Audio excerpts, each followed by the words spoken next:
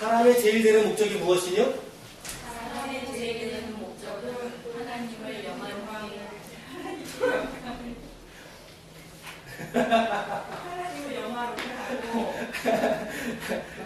시작. 사람의 제일 되는 목적은 하나님을 영화롭게 하고 영원토록 그를 즐거워하는 것입니다. 자, 한 번 더. 사람의 제일 되는 목적이 무엇이뇨? 사람의 제일 되는 목적은 하나님을 영화롭게 하고 영원토록 그를 즐거워하는 것입니다. 아멘. 당분간, 한참 동안 저 교리문답의 첫 번째 항목을 우리 지체들과 나누게 될 것 같습니다. 여러분, 머릿속에 암기해 놓는 데서 끝나지 마시고요. 저 말씀을 묵상을 해보세요. 하나님은 누구신가?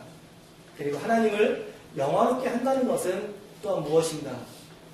그리고 저기 영원이라는 단어가 나오지 않습니까? 영원이라는 것은 지금부터 이후까지의 영원을 말하는 게 아니에요. 그죠? 창세전에 하나님께서 우리를 예정하셨을 때의 창세전의 영원부터 그리고 우리의 신령이 끝나고 난 이후까지의 영원의 시간을 성경은 오늘 그를 즐거워하라 라고 명령하고 있다는 거죠. 즐거워한다.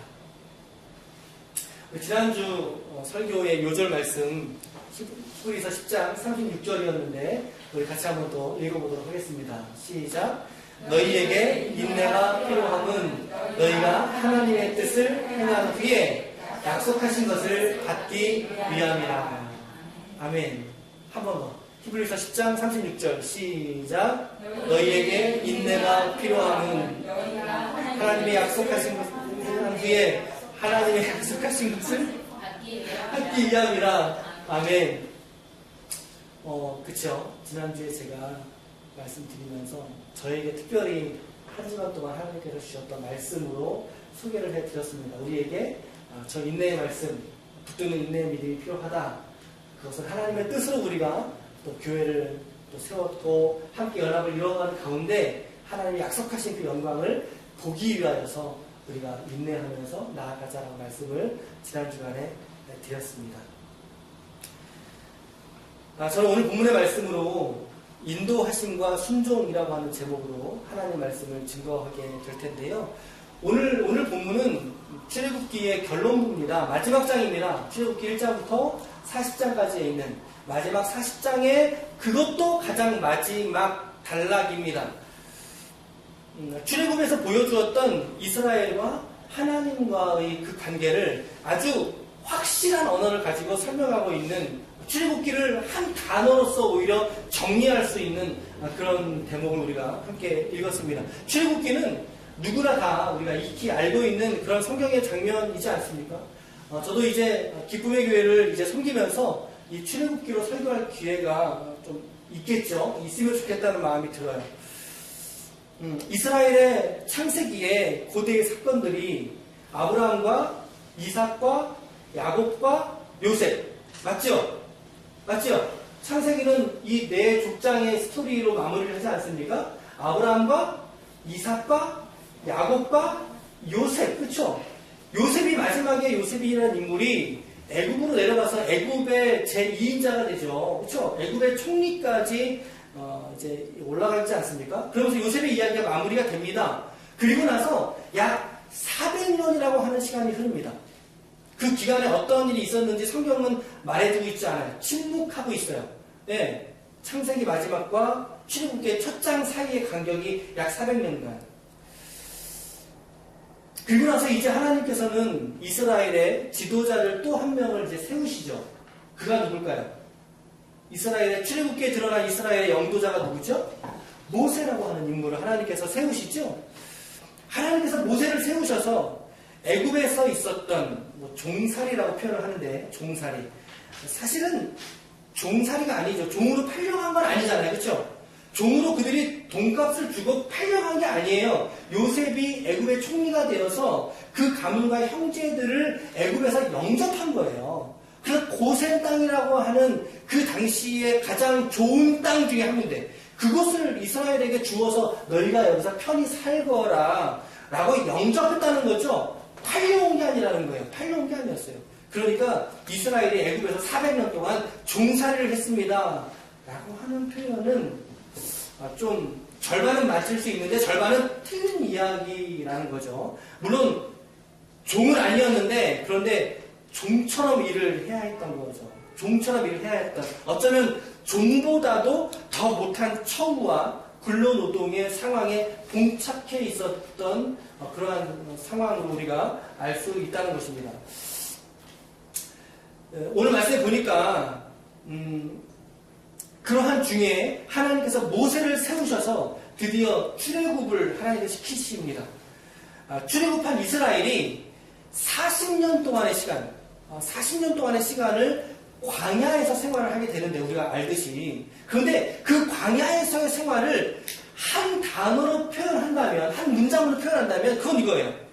이스라엘에게는 광야였지만 그러나 하나님에게는 인도하심이었다. 인도하심이었다. 그죠? 한번 잘 살펴보세요. 이스라엘에게는 광야의 생활은 분명 광야였습니다. 하지만 하나님의 입장에서 그 40년은 하나님이 인도하시는 시간이었다라는 거예요. 오늘 본문은 이스라엘이 하나님에게서 말씀하신 그 식량을 따라서 성막을 치게 됩니다. 출애굽기의 마지막 후반부는 이제 성막을 짓는 장면이거든요. 성막을 다 짓고 나서 그 성막을 하나님께 봉헌하게 됩니다. 봉헌. 그래서 출애굽기는 성막을 봉헌하는 장면으로 끝나는 거예요. 사실 마지막이. 40장이 성막 봉헌으로 마무리를 하고 있는데 그 중에서도 오늘 우리가 읽은 본문은 그 말씀 중에서도 결론을 우리가 함께 살펴봤던 거죠. 어떤 말씀을 살펴봤습니까? 구름이 회막 위에 덮이고 하나님의 영광이 성막 위에 충만하매라고 성경은 말씀하고 있어요. 하나님께 성막을 봉헌하면서 40장 33절에 이런 말씀이 나오죠. 우리가 읽은 바로 앞절의 말씀인데 같이 한번 읽어봐요. 시작. 그는 또 성막과 제단 주위 뜰에 포장을 치고 뜰 문에 휘장을, 모세가 이같이 사역을 마치니, 모세가 이같이 사역을 뭐였다고요? 마쳤다는 거예요. 성막 짓는 일을 이제 완료한 거죠. 그렇게 성막의 역사를 마치고 나니까 어떻게 됩니까? 34절 말씀에 시작. 구름이 회막에 덮이고 여호와의 영광이 성막에 가득 충만하게 되었다. 충만하게 되었다. 성경이 말씀하고 있죠. 말씀을 보면 저기 회막과 성막 좀 이제 구별된 단어로 보이는데 좀 차이점이라면 큰 의미에서는 같은 말입니다. 회막이나 성막이나. 그런데 좀 차이점으로 언급을 하자면 성막은 조금 더 예전적인 의미, 하나님을 만나는 지성소가 있는 예전적인 의미에서는 성막이라는 단어를 쓰지만, 하지만 조금 더 포괄적인 만남의 장소라고 하는 측면에서는 회막이라는 단어를 쓰기도 해요. 엄밀히 말하자면 의미는 다르지만 크게 말하자면 동일한 의미다라고 우리가 받으시면 돼요. 이거 뭐 회막은 뭐고 또 성막은 뭐야? 같은 말이에요. 지금도 저 단어들은 연구가 되고 있어요. 그래서 같은 의미다라고 보시면 되겠어요. 어찌되었든 하나님께서 당신이 말씀하신 그 양식에 따라서 성막을 지어서 하나님께 봉헌을 했더니 어떻게 됐다고요? 하나님의 영광이 그 성막 위에 충만하게 임하더라는 것입니다. 오늘 우리 기쁨의 교회가 이 하나님의 교회됨을 이룰 때, 저는 이 봉헌이라는 단어를 교회됨을 이룰 때라고 저는 묵상을 했어요. 교회됨을 이룰 때, 그때가 바로 하나님께서 영광 받으시는 때인 줄 믿으시길 바랍니다. 제가 지난주에도 말씀을 드렸지만 여러분, 성막을 봉헌하면서 하나님의 임재가 충만하였습니다. 그렇죠? 저 성막은요, 성전의 원형이에요. 성전의 원형이고, 성전은 신약시대에 와서는 곧 무엇이죠? 우리의 마음이라는 거예요. 우리의 마음, 우리의 심령, 마음의 좌소가 하나님의 성전인 것을 너희가 깨닫지 못하는 자라고 성경이 말하잖아요. 그러니까 성막을 봉헌했는데 하나님의 영광이 나타났어요. 근데 그 성막은 성전의 원형이에요. 그 성전은 이스라엘에 모였던 성전과 같은 의미예요. 근데 그 성전은 이 시대에 우리에게는 뭐라고요? 우리의 심령이 하나님의 성전이라는 거예요. 그러기에 저의 적용점은 이거죠. 우리 각자들이, 여러분과 우리 각자들이 하나님 앞에서의 완전한 교회됨으로 드러나게 될 때, 여러분들의 인생을 하나님 앞에 교회됨으로 봉헌하게 될 때, 그 좌소에 바로 하나님의 영광과 증거가 나타난다는 것입니다. 오늘 여러분들의 삶을 통하여 하나님께서 영광을 나타내 보이시기를 축복합니다. 눈에 보이는 성전의 본질이 아니에요, 여러분. 눈에 보이는 이 공간이 성전이 아니라고요. 이게 성전이 아니에요. 예배 처소의 본질. 그런 측면에서 본다면 여러분들의 마음의 좌소, 나라고 하는 존재가 거룩하게 구별되어서 하나님께 봉헌되어질 때, 나라고 하는 존재가 한 교회로서 하나님 앞에 봉헌되어질 때, 그때 바로 저 말씀이 응하게 되는 거죠. 구름이 휑하게 덮이고 여호와의 영광이 성막에 가득 충만하게 되더라. 오늘 여러분들 구별된 삶 위에 이처럼 하나님의 넘치시는 영광이 드러나게 되시기를 축복합니다. 성전의 웅장하고 좋은 시스템과 넓은 장소가, 그것이 하나님의 영광이 임하는 처소가 될 수 없다는 거예요. 네, 물론 성전이 필요하면 지을 수 있죠. 그것을 구별해서 봉헌하는 것도 참 귀한 일입니다만은, 그러나 우리가 추구해야 될 성전이 뭐냐는 거예요. 여러분과 제가 추구해야 될 성전이 뭐냐는 거예요. 성막에 봉헌하는 이 일은 결코 눈에 보이는 성전에 있지 않고 여러분들의 생애 속에 있는 일입니다.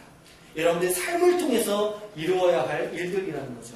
그럴 때 여러분 각자의 인생이 하나님께 아름다운 봉헌의 삶이 될 때에 하나님의 영광이 여러분들에게 충만하게 임하시기를 축복합니다. 그래서 이제 모세가 회막에 들어갈 수가 없던 거예요. 네. 왜 그러냐면 구름이 가리워졌고, 그리고 그 가운데 하나님의 영광이 너무나 충만했기 때문에, 하나님의 영광이 너무나 충만했기 때문에. 그래서 36절에서 38절까지는 저렇게 말하고 있죠. 우리 같이 한번 읽어볼게요. 시작. 구름이 성막 위에서 떠오를 때에는 이스라엘 자손이 그 모든 행진하는 길에 앞으로 나아갔고, 구름이 떠오르지 않을 때에는 떠오르는 날까지 나아가지 아니하였으며, 낮에는 여호와의 구름이 성막 위에 있고 밤에는 불이 그 구름 가운데 있음을 이스라엘의 온 족속이 그 모든 행진하는 길에서 그들의 눈으로 보았더라. 아멘. 성막을 봉헌하고 성막 위에 하나님의 임재가 충만한 모습을 보았던 모세와 이스라엘, 그들에게는 하나님께서 조금 더 특별한 은혜를 저렇게 주셨던 거예요. 그게 뭘까요? 그게 뭘까요? 낮에는 구름 기둥, 그리고 밤에는 불 기둥. 낮에는 구름 기둥, 밤에는 불 기둥. 근데 말씀을 잘 보세요. 불 기둥이라는 말이 맞아요? 그죠? 낮에는 구름 기둥이 성막 위에 있다 그랬고, 그리고 밤에는 불이 뭐예요? 그 구름 가운데 있다 그랬잖아요. 그러니까는 우리가 쉽게 착각할 때 낮에는 구름 기둥이고 밤에는 불 기둥이니까 밤에는 구름이 없어지고 저녁에는 불 기둥이 이렇게 활 타오른 그런 이미지를 연상했잖아요, 우리가 자주. 근데 성경을 꼼꼼히 읽어보면 그렇지 않다는 거예요. 우리 좀 잘못 알고 있는 거예요. 불기둥이 아니라 구름기둥은 언제나 그들 가운데 있었어요. 언제나 구름기둥은. 그런데 밤에는 불이 그 안에서 일어났다는 거죠. 불은 기둥 같아 보이긴 하는 거죠. 하지만 정확하게는 불기둥은 아니고 편리상으로 우리가 그렇게 이야기를 앞으로 하도록 할게요. 그러니까 낮에는 구름기둥이고 밤에는 불기둥이라고 표현을 하게 된 거죠. 그런데 한번 여러분 생각해보세요. 하나님이 이스라엘을 인도하시는 다양한 방법들이 있을 테잖아요. 그쵸? 있을 텐데, 근데 그 중에서도 왜 낮에는 구름 기둥이고, 왜 밤에는 불 기둥을 하나님이 선택하셨을까요? 뭐, 딴 거 있지 않았겠어요? 다른 거? 뭐, 자연의 어떤 또 다른 법칙을 통해서든. 근데, 유독 그 40년의 이스라엘의 광야 동안, 하나님께서 왜 불기둥과 구름 기둥으로 저들을 인도하신다는 거죠.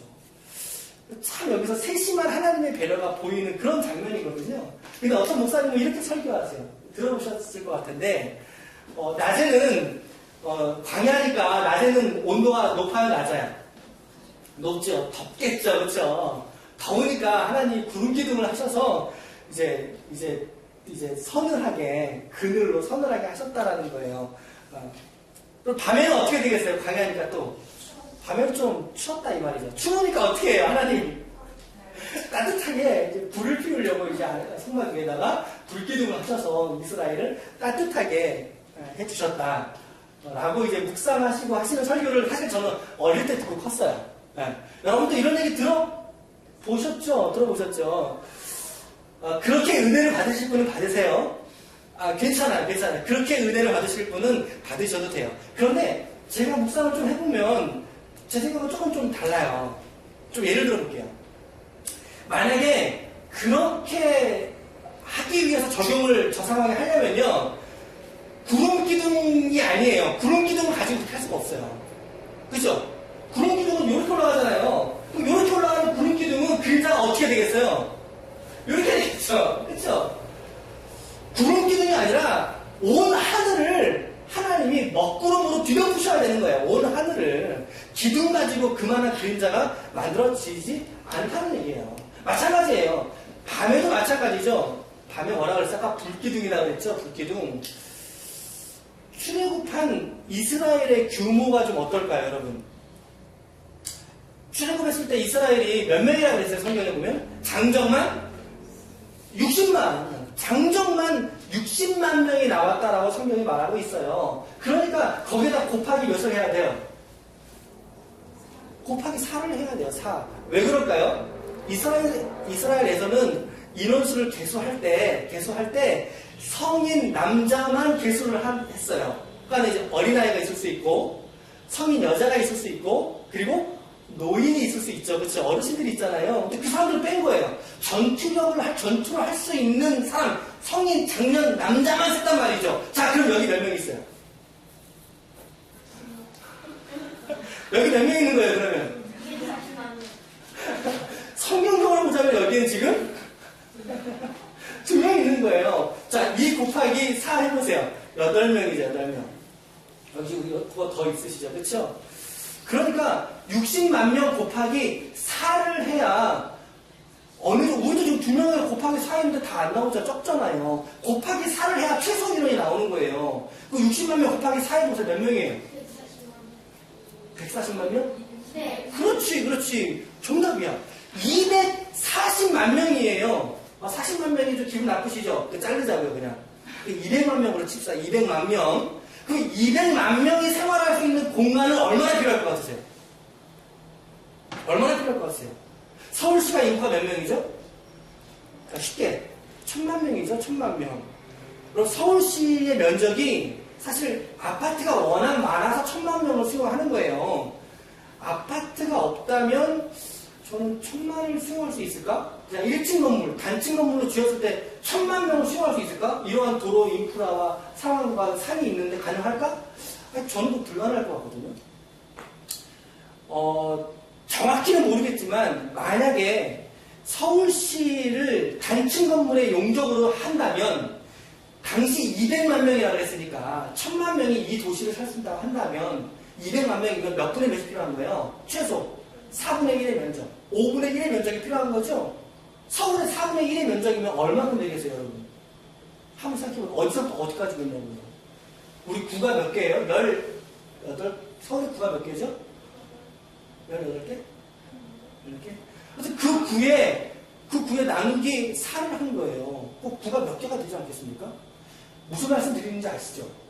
결코 적은 면적에서 이스라엘이 출애굽해서 생활하지 않았다는 얘기예요. 그 말씀을 드리고 싶은 거예요. 그러니까 그 면적에 이스라엘을 따뜻하게 하려면요, 성막이 여러 군데에 있어서 불기둥이 그 성막마다 막 있으면 모를까? 아니죠. 성막은 다 하나죠. 이스라엘은 행군할 때 12진으로 행군을 했거든요. 그 12진의 정중앙에 성막이 있었단 말이에요. 그러니까 그 불기둥으로 따뜻하게 했다면 성막 주변에 있는 레위 족속들은 따뜻하거나 혹은 덥겠죠. 근데 쫙 멀리에 있는 지파는 어떻게 되겠어요?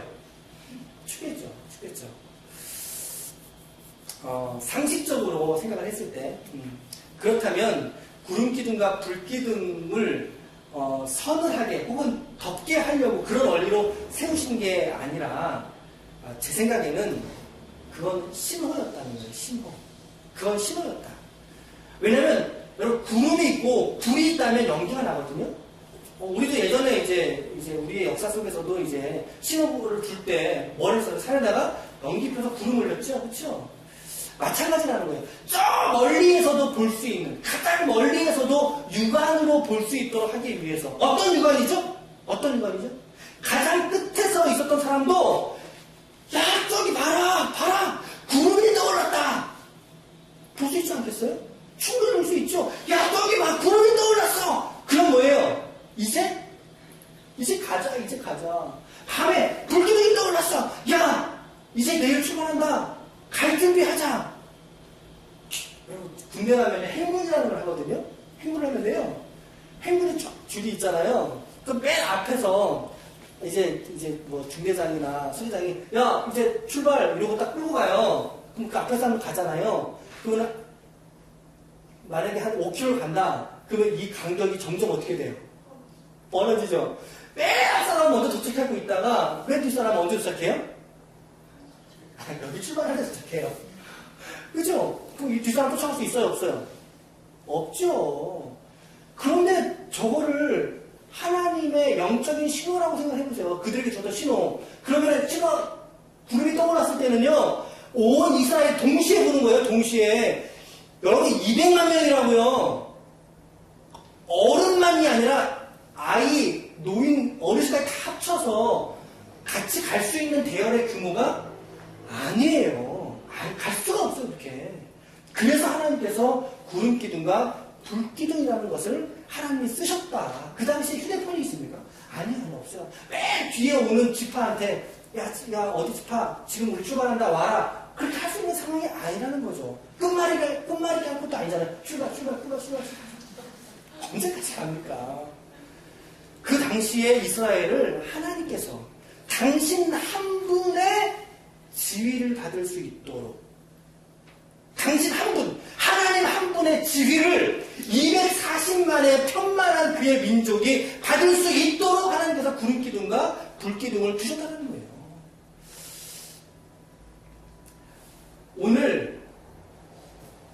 오늘 여러분들에게 하나님께서 보이시는 구름기둥은 없으십니까? 라고 저는 이제 묻고 싶어요. 여러분들에게 오늘 하나님께서 약속하신, 보이신 그 구름기둥과 그 불기둥은 무엇입니까?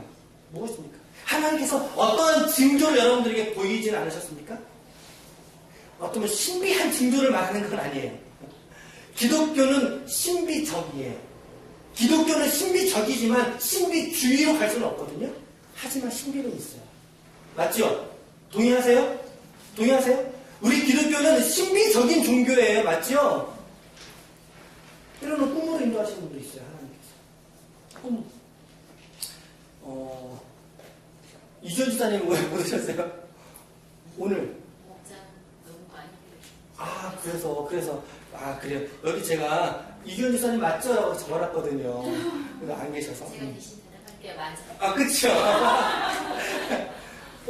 여러분, 꿈으로 하나님께서 인도하셔요. 그리고 여러분 주변에 존경하는 분들의 조언을 통해서 하나님 여러분들의 삶을 인도하셔야 맞죠? 그리고 때로는 내 의지와 상관없이 상황과 형편을 하나님께서 몰아갈 수도 있지 않습니까? 몰아가실 때? 궁극적으로 하나님의 말씀을 통해서 우리를 인도하지 않으십니까? 그죠? 그게 뭐예요, 바로? 그게 하나님께서 우리 각자에게 보이시는 하나님의 구름기둥이라는 거예요. 그것이 하나님의 불기둥이라는 거예요, 여러분. 그것을 여러분들의 마음속에 믿음으로 받아서 그것 보고 출발하셨다면 끝까지 볼 수 있기를 축복합니다. 여러분들이 하나님께서 약속을 주셔서 그 약속 붙들고 여러분들이 시작을 했다면 그거 끝까지 붙들고 가시라는 거예요. 끝까지. 그것이 여러분들의 구름기둥이에요. 그것이 여러분들의 불기둥이 되어야 해요. 하나님이 나와 함께 하신다. 저와 징조로서 오늘 나를 인도하여 주신다. 나와 내 가정을 인도하신다. 우리 기쁨의 교회를 인도하신다. 라고 하는 믿음을 우리가 가져야 된다는 거죠. 하나님은 당신의 사랑하시는 자의 삶을 통해서 반드시 일하시는 줄로 믿습니다. 어떠한 일이냐? 어떠한 일로 하나님이 일하시느냐? 그것은 복음의 일을 하시길 원하십니다. 하나님께서 여러분 각자의 생애와 삶을 통해서 하나님은 복음의 일을 하기를 원하십니다. 그 복음의 일은 무엇이냐? 하나님의 영광에 합한 일들을 하나님은 인도하고 계신다는 거예요. 아까 우리 서두에 가장 첫 문장 기억나시죠? 인간의 제일 되는 목적이 무엇이뇨? 목적은 하나님을 영화롭게 하고 영원토록 그를 즐거워하는 것입니다. 자, 그러니까 하나님이 성도를 인도하시는 목적은 뭐겠어요, 여러분? 뭐겠어요, 여러분? 하나님의 영광이 신자들의 삶에 드러나도록 인도하지 않으시겠어요? 제 말이 맞죠? 우리가 지금 방금 고백했잖아요. 인간의 참된 목적이 무엇이라고 물을 때 우리는 하나님을 영화롭게 하고 영원토록 그를 즐거워하는 것이 여러분과 저의 삶의 목적이라면 하나님께서 그 신자의 삶을 인도하시고 이끄실 때는 그 이끄시는 목적이 무엇이냐는 거예요. 그것이 무엇일까요? 하나님의 영광이 여러분들의 삶 속에 드러나도록 인도하시는 줄로 믿으시길 바랍니다. 이것이 저와 여러분들의 흔들리지 아니할 믿음이 되어야 돼요. 하나님의 영광이 우리 이주연 집사님의 삶을 통해서, 하나님의 영광이 우리 김종우 집사님의 삶을 통해서 나타날 수 있도록 하나님은 우리 각 개인들을 인도하고 계시는 중이십니다. 우리 기쁨의 교회도 마찬가지입니다. 우리 교회를 통해서 드러나실 당신의 영광을 위해서 하나님은 우리 기쁨의 교회를 지금 인도하고 계십니다. 지금 우리 기쁨의 교회라고 하는 이 배의 주인은 제가 아닙니다. 운전대는 제가 잡고 있지 않습니다. 그렇다고 여러분들이 잡고 있는 것도 아닙니다. 우리의 운전대는 오직 하나님이 인도하고 계십니다. 주의 성령께서, 내주하신 그리스도 예수께서 오늘 우리 기쁨의 교회의 배를 이끄시는 줄로 믿습니다. 교회 장소를 구하고 그 장소를 찾는 조건에 상관없이, 그죠? 제가 뭐라고 말씀드렸습니까? 지난주에 이제 교회 장소를 찾는 모든 조건들 제가 뭐라고 말씀드렸죠? 다 백지화하자 말씀드렸죠? 다 백지화합시다. 그렇죠? 그 백지화라는 말은 어떤 거겠어요? 여러분, 백기든다는 말이 뭐예요? 항복한다는 거죠. 항복한다는 거. 분주한 채 마음 내려놓고, 우리의 바쁜 마음들 내려놓고, 우리의 선호하는 성향들을 내려놓고 다 포기하자고 말씀드린 거 아닙니까? 다 포기했죠. 그래서 우리가 무엇을 더 집중하자고 말씀드렸습니까? 교회가 교회되는 것, 그것은 성전에 있지 않다. 우리 자신들의 관계에 있다. 우리의 관계에 있다라고 말씀을 드렸어요. 그렇죠? 여러분, 교회가 교회되는 것은 몇 명의 인원이 모였느냐, 많이 모였느냐, 적게 모였느냐에 결코 있지 않아요. 이거는 작은 교회의 핑계가 아니에요. 큰 교회 이렇게 가르쳐야죠. 큰 교회 가르쳐야죠. 작은 교회로서의 우리 핑계가 아니라고요. 교회가 교회되는 것은 인원수에 적고 많음이 있지 않고요. 얼마나 좋은 성전을 얻었느냐, 그거 있지 않아요. 좋은 성전으로 지었느냐도 있지 않아요. 뭐예요? 교회가 교회된다는 것. 여러분 각자들이 하나님 앞에서의 교회들로 서 가시는 거예요. 그게 교회가 교회된다는 의미예요. 그래서 제가 이런 가치를, 이 본질의 가치를 우리가 함께 세워가자. 먼저 만들어 가자고, 기도하자, 몸부림치자. 그럴 때 하나님이 교회 주시는 거 아니겠어요, 여러분? 그럴 때 주님께서 교회 주시지 않겠어요? 우선순위를 우리가 그렇게 다시 한번 정비를 하고 하나님 앞에 엎드리자. 기도하자. 우리가 어제 모였잖아요. 저녁에 모였는데, 우리 이사영 집사님이, 지나가는 말씀으로, 이렇게 모이니까 좋네. 말씀하셨죠, 그쵸? 이렇게 모이니까 좋네. 그 이야기를 지나보면서 쓱 하시더라고요. 다 모이지는 못했지만, 그래도 같이 있으니까 좋더라고요. 저도, 현영아,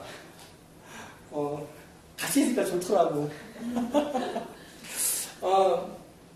또 이제 우리 신우영 목사님이 우리 한재영 목사님 이렇게 옆에서 이렇게 팔을 계속 이렇게 붙잡고 가는 모습을 보는데 또 이제 마음이 좋더라고요. 마음이 좋더라고요. 여러분, 외형적으로 보기 좋은 교회가 결코 하나님의 마음에도 합한 교회는 아닙니다. 그것이 합한 교회의 증표는 아닙니다. 내면적으로 성도들의 같은 고백이 있는 교회. 어제 이종수 사장님이 뭐라고 하셨어요? 목회자가 막 앞질러 가고 뒤에서 성도들은 저거 왜 해? 그러면 교회는 분열해요. 교회는 뜻하신 말을 이루지 못하죠. 같이 한 마음으로 고백대로 나아갈 때, 그럴 때 에너지가, 시너지가 들어가는 거 아니겠습니까?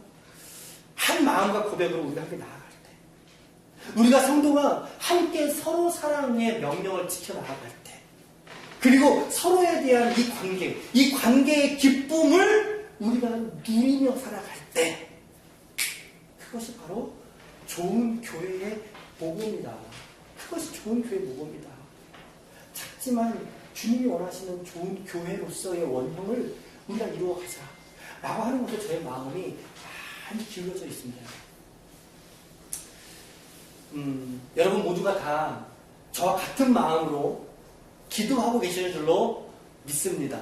네. 네, 끝까지 기도하면서 주님이 행하신 일들을 잘 보았으면 좋겠어요.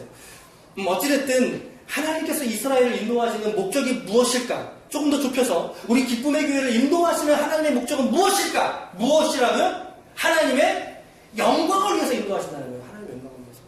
더 좁혀서 하나님께서 인간 조영빈, 여러분들 이름을 넣어보세요. 네, 인간 한정희 권사를 위해서 하나님께서 지금까지 인도하시고 앞으로도 인도하실 그 하나님의 선하신 목적이 어디에 있겠느냐라는 거예요. 그것 역시 하나님의 영광에 있는 줄 믿으시기 바랍니다. 여러분들의 삶이 하나님 앞에 그렇게 영광된 삶이 되시기를 축복합니다. 그렇다면 그렇게 인도하심을 하나님은 우리를 인도하시지만 그러나 여기에 중요한 한 가지에 우리의 반응이 빠져 있습니다. 중요한 것이 빠져 있죠. 그게 뭘까요? 오늘 설교의 제목과 같이 인도하심과 순종. 그렇죠? 순종이라는 거예요. 순종. 하나님은 성도를 인도하십니다. 인도하시고 성도는 그 하나님의 인도하심에 무엇을 해야 되죠? 그렇죠. 순종으로 반응할 수 있어야 된다는 거예요. 저것이 선순환이 맞아질 때 비로소 우리는 하나님의 영광을 보게 될 수 있다는 것이죠. 말씀 보십시오. 구름이 성막 위에서 떠오를 때에는 이스라엘 자손이 그 모든 행진하는 길에서 앞으로 나아갔고죠. 그러니까 성막 위에서 떠오를 때, 인도하실 때 이스라엘 백성은 그 길 앞으로 나아갔습니다. 하나님의 인도하심에 순종이라고 하는 발걸음을 띄었습니다. 마찬가지죠. 구름이 떠오르지 않을 때에는 어떻게 했어요? 떠오르는 날까지 어떻게 했어요? 나아가지 아니하니라. 여러분, 나아가는 것만이 순종이 아니라는 거예요. 너 멈춰 있어 라고 할 때는 멈춰 있는 것도 순종이에요. 무언가 막 하려고 하는 의욕적인 자세는 좋지요. 하지만 주님이 말씀하지 않고 오히려 원치 않으시는 불구하고 우리가 우리의 의지대로 해 나아갈 때 그건 오히려 순종을 가장한 불순종일 수 있다는 거예요. 하나님은 분명히 우리의 삶을 인도하십니다. 인도하실 때 우리는 반드시 순종해야만 합니다. 근데 그 순종이 때로는 앞으로 나아가, 전진해 가. 고난이 와도 너 해봐. 어려워도 할 수 있어. 내가 도와줄게 해봐. 라고 하시는 순종이 있고 또 다른 순종은 기다려. 지금은 성막 위에 하나님의 구름이 떠오르지 않았어. 우리 기다리자. 멈추자. 여기서 존재로서의 우리의 모습을 보여드리자. 라고 하는 것이 순종의 또 다른 측면이라는 거예요. 여러분, 이게 신앙생활의 맛이라고 저는 생각합니다. 하나님이 인도하시는 이끄심과 함께 그 인도하심에 우리가 아멘! 아멘! 하면서 함께 순종으로 하나님의 인도하심에 발맞춰 나아갈 때 비로소 우리는 하나님의 은혜의 깊은 자리로 나아갈 수 있다는 것이죠. 이것이 얼마나 아름다운 바람입니까? 한번 살펴보세요. 하나님의 인도하심을 성도가 받고 그 성도는 인도하심에 순종하고 인도를 받고 순종을 하고 인도를 받고 또 순종을 하고 그러면서 하나님과의 관계가 친밀해지는 것입니다. 오늘 여러분들에게 하나님께서 구하시는 순종이 있다면 무엇입니까? 오늘 이 말씀 속에서 여러분 고민해 보시기 바랍니다. 내가 무엇을, 어떤 순종을 주님은 찾고 계시는가? 하나님의 인도하심은 분명히 여러분들 각자의 삶의 모자이크처럼 흐릿하게 보일지라도 하나님의 인도하심은 분명히 여러분들의 삶에 존재합니다. 하나님 여러분들 그렇게 인도하여 가고 계십니다. 그 인도하심 앞에 여러분들의 순종을 기다리고 계십니다. 믿음을 가지고 인내로서 오늘을 순종하고 계십니다. 저 말씀 이제 다시 한번 읽어볼까요? 다시 한번 우리의 마음속에 새롭게 다가오는 말씀으로 조명되지 않습니다. 다시 한번 읽어볼게요. 시작. 너희에게 인내가 필요하면 너희가 하나님의 뜻을 행한 후에 약속하신 것을 받기 위함이다. 이제 더 이해가 되시죠? 더 와닿으시죠? 인내의 순종을 하고 계십니까? 화해의 순종을 하고 계십니까? 헌신의 순종을 하고 계십니까? 복음 전도의 순종을 여러분 하고 계십니까?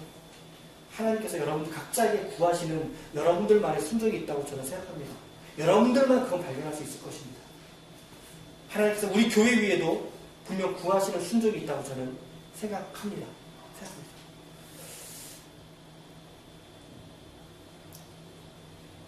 제가 저를 이제 질문을 던져봤어요. 어떻게 하면 우리 기쁨의 교회가 하나님께 영광되는 교회가 될 수 있을까? 기도하셔야 되는 거죠.